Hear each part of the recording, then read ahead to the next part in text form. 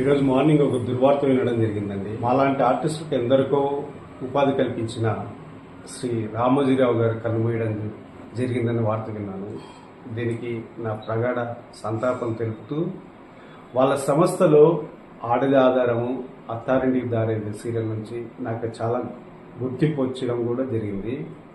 అంతేకాకుండా ఆ సంస్థలో టెలికాస్ట్ అయిన మరో సీరియల్స్ ఎన్నో, ఫర్ ఎగ్జాంపుల్గా గోకులంలో సీత, శ్రీవల్లి, మరి ముఖ్యంగా చెప్తున్నాను స్వాతి చినుకున అనే సీరియల్ నుంచి సాంబిరెడ్డి అనే గుర్తింపు నాకు బాగా గుర్తింపు రావడం జరిగింది. ఆ గుర్తింపుతో మరిన్ని అవకాశాలు ఇవ్వడం కూడా జరిగింది.